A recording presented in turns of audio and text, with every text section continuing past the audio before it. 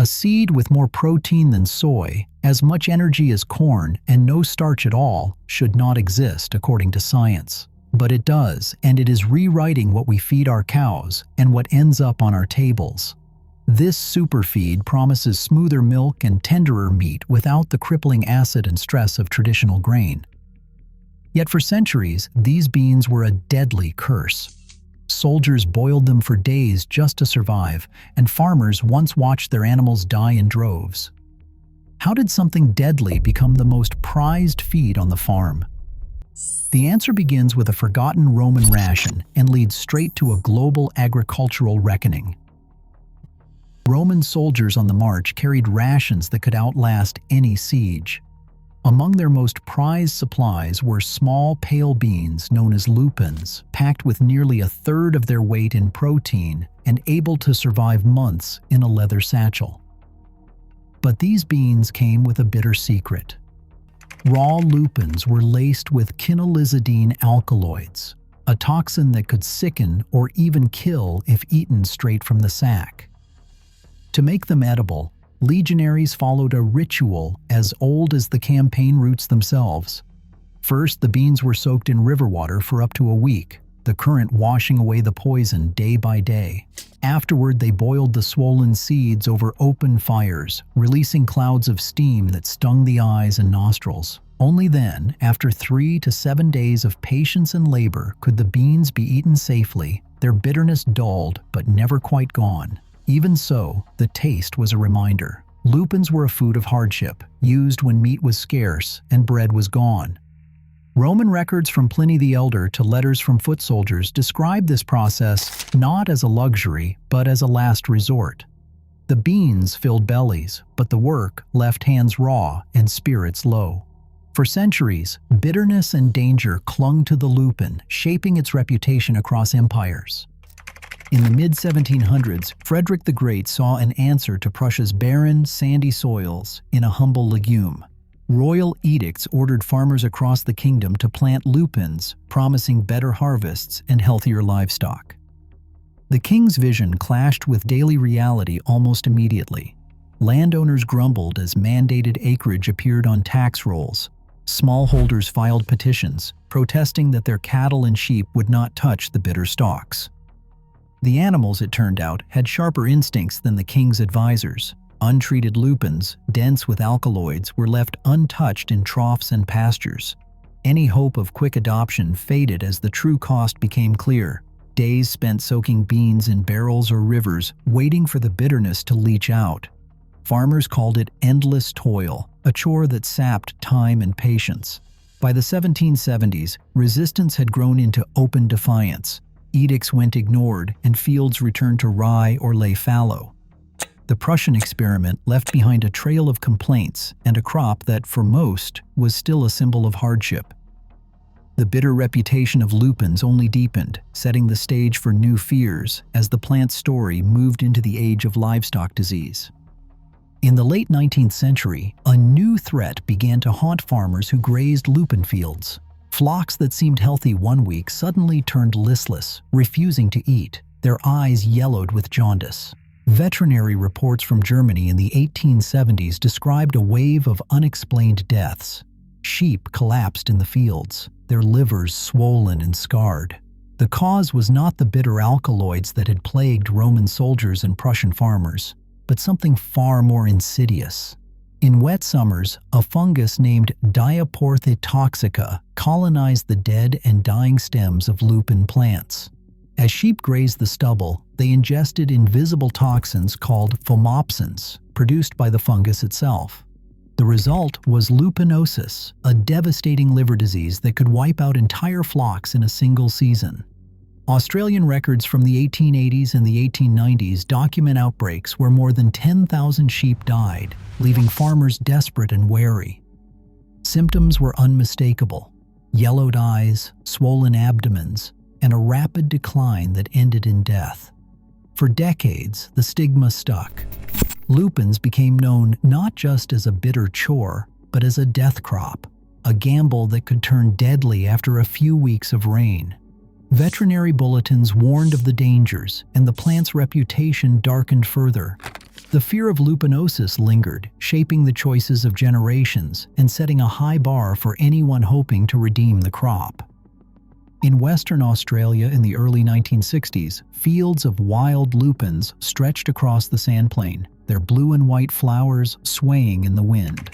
For Dr. John Gladstones, a plant breeder with a stubborn streak, each patch of color hinted at possibility. He carried a notebook, a small knife, and a hope that somewhere among thousands of bitter, inedible plants there might be one with a hidden secret. In 1963, near Geraldton, Gladstones found what he was looking for, a mutant lupin with barely a trace of the alkaloids that had made the crop toxic for centuries. Lab tests confirmed it. The plant showed less than 0.01% alkaloid content, a fraction of the levels found in wild plants. This was not just a softer tasting bean, it was a genetic breakthrough. Within a decade, Gladstones and his team released new cultivars, Unica in 1967 and Hamra in 1970, both bred from that first low-alkaloid mutant. These were the first lupins that could be safely eaten by livestock straight from the field, with no soaking or boiling required. Farmers who had once cursed the plant now saw a feed crop with the protein of soy, the energy of grain, and none of the old bitterness. Gladstone's discovery turned a death crop into a foundation for modern agriculture, opening the door to a new era of safe, edible lupins. In the wheat belt of Western Australia, a simple rule changed the future of lupin farming. White flowers meant safety, and blue flowers spelled trouble. Breeders found that the same gene that stripped out the bitter alkaloids also turned the plant's blossoms and seeds white. This Mendelian link gave farmers a tool they could use with their own eyes, not just a lab test. As the new sweet lupins spread, growers walked their fields during bloom, scanning for flashes of blue among the white. Any plant with a blue flower carried the old dominant bitter gene and had to go. Pulling these rogues by hand became a ritual repeated every season to keep fields pure. The aim was strict, to reach at least 99.9% purity so that livestock never tasted a hint of bitterness. Seed companies and certification agencies back this work with regular sampling and laboratory checks, using high-performance liquid chromatography to confirm alkaloid levels stayed below 0.02%. But in the end, it was the color code that made large-scale adoption possible. A farmer did not need a microscope or a chemistry set, just a sharp eye and a steady hand. This collaboration between breeders and growers built a safeguard into every field, making it practical to trust lupins again. With purity secured, the crop was finally ready to deliver on its promise as a safe, high-protein feed for livestock. Feedlots across Australia and Europe once battled a silent enemy in their pens, subacute rumen acidosis, SARA. Cattle fed on high-starch rations like corn and barley would gain weight, but the price was hidden inside the animal. As starch ferments in the rumen, it floods the system with lactic acid. When rumen pH drops below 5.6, even for a few hours each day, the cow's gut lining becomes inflamed. Appetite falls, and stress hormones surge. The result is slower growth, more health problems, and meat that is dark cutter and tough, often downgraded at the processor. Feedlot nutritionists tracked these numbers obsessively, watching pH meters dip and worrying about every downgrade at the processor. Sweet lupins offered a different path. Instead of starch, these beans deliver energy through fermentable fiber, mainly non-starch polysaccharides. When cattle eat a lupin-rich ration, the rumen stays buffered. Trials show that pH in lupin-fed cattle holds steady between 6.2 and 6.5, well above the danger zone. Cows keep eating, showing fewer signs of stress or discomfort. Daily weight gains on lupin diets match or even surpass those seen with corn without the spikes and crashes of acid overload. Feedlot managers report calmer animals, cleaner bunk lines, and fewer calls to the vet. The shift is more than just numbers on a chart. It is a biochemical rescue, swapping out the old starch-acid chain for a system that keeps the animal's metabolism running smooth. For the first time, high energy did not have to mean high risk. Feedlot managers and butchers track every detail that affects beef quality, and few variables matter more than the type of energy in a cow's ration. Conventional finishing diets, heavy in corn or barley, deliver energy through starch. That starch floods the bloodstream with glucose, triggering sharp insulin spikes. The result is a patchwork of fat, thick layers along the back and around the organs, but little of the prized marbling inside the muscle. For processors, this means more time spent trimming waste and more carcasses downgraded on the grading sheet. Lupins change the equation. Their energy is released slowly, thanks to fermentable fiber instead of starch. Cattle fed a lupin-rich ration show a different fat profile at slaughter. Instead of heavy back fat, the slow, steady energy supports the development of fine streaks of intramuscular fat, marbling that runs through the ribeye and sirloin. In Australian feedlot trials, adding just 20% sweet lupin to the ration raised marbling scores by as much as 1 full grade, while reducing waste fat by nearly 8%. The difference shows up on the grading floor: higher value cuts, less thrown away, and more beef qualifying for premium labels. Butchers report cleaner, more uniform muscle, with fat distribution that means less labor and higher yields per animal. For producers, the payoff is clear. Every step up in marbling brings a price premium. Less waste fat means more of the carcass turns into sellable steak. And because lupins do not require the costly processing of soy, the economics work from field to finish. The right feed does not just fatten cattle, it determines what ends up in the butcher's case and on the consumer's plate. Dairy farmers chasing higher yields have long measured every detail in the milk tank, searching for any edge. Sweet lupins deliver one in an unexpected way. Their protein resists breakdown in the cow's first stomach, slipping past the rumen microbes and arriving in the small intestine almost intact. This bypass protein acts as a direct building block for casein, the main protein in milk and the secret to richer, smoother cheese. On New Zealand co-op farms, routine milk tests show a steady rise in protein content, up by as much as 0.3 percentage points when lupins replace soy or canola in the ration. Cheesemakers notice the difference in the vat. Curds set faster, hold together more cleanly, and lose less protein to the whey. The result is a denser, creamier cheese with higher yields per liter of milk. For the accountant, the numbers are just as convincing. Soybeans, the traditional protein source, come with a hidden cost. Raw soy contains trypsin inhibitors that block digestion, so every ton must be roasted before feeding. That means more fuel, more labor, and extra transport, adding $50 to $100 per ton, depending on the season. Lupins sidestep all of this.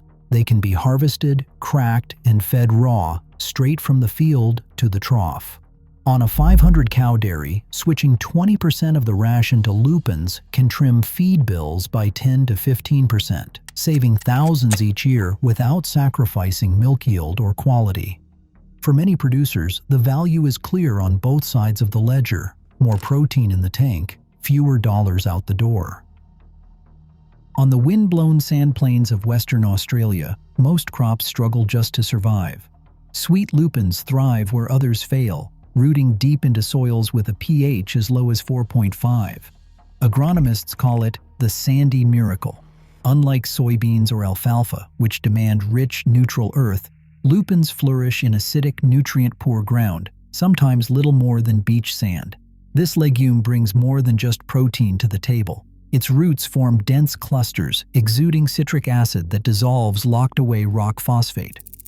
In field trials, soils planted with lupins show a 20% increase in available phosphorus, and wheat yields in following seasons rise by as much as 15%. Farmers who once wrote off their poorest acres now harvest 3 to 4 tons per hectare, turning wasteland into breadbasket. The transformation is visible in the numbers and in the soil itself. Each lupin crop leaves the ground richer, primed for the next rotation. For mixed farms, the payoff is clear: more protein for cattle, more nutrients for grain, and a land that grows stronger with every cycle. Getting cattle to eat lupins sometimes takes a little persuasion. The tough seed coat can put off even the hungriest steer.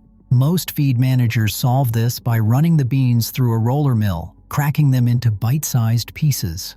A splash of molasses, 2 to 5% of the ration, turns initial hesitation into a feeding frenzy. Within a week, acceptance rates jump to 90% or more, and weight gains hold steady. After harvest, sheep take over as the cleanup crew. Flocks graze the lupin stubble, picking up every last seed left behind. On Australian farms, the sheep vacuum effect boosts lamb weights by up to 10%, turning what used to be waste into profit. Fish nutritionists have noticed something else. When salmon and trout are switched from soy to lupin meal, gut health improves and growth rates rise. In Norway, feed trials show lower mortality and better feed conversion, making lupins the new gold standard for aquaculture. Meanwhile, specialty buyers are paying up to $10 per kilogram for lupin flour, zero starch and high protein for the booming keto and gluten-free markets. One crop, many revenue streams. Every shipment of sweet lupin seed destined for feed or food must clear a strict chemical checkpoint. Certification labs use high-performance liquid chromatography to scan for total alkaloids, with a hard cutoff set at 0.02%, just 200 milligrams per kilogram. Anything above that, and the batch is rejected, no matter how clean the field looked. Seed certification officers pull random composite samples from every lot, sometimes hundreds of seeds at a time, to ensure no rogue bitter genes have slipped through. In the field, the visual check continues. Blue-flowered plants carrying the old dominant bitter gene are pulled by hand before pods set. This two-step system, lab and field, keeps purity at 99.9% or higher. Farmers know the risk. A single contaminated seed can sour an entire batch, causing livestock to refuse feed or, in rare cases, triggering toxicity. With global demand rising, these protocols are non-negotiable. The only way to protect both animals and markets is to test, remove rogue seeds, and certify every season. No shortcuts are allowed. Today, sweet lupins transform barren fields into protein factories and reshape what ends up on our plates. As global demand for sustainable, high-quality food rises, the difference between tender steak and wasted land may come down to the genetics of a single flower. The next revolution in food isn't synthetic, it's a bean in the dirt. What do you think? Could this reshape your view of what is possible on a farm?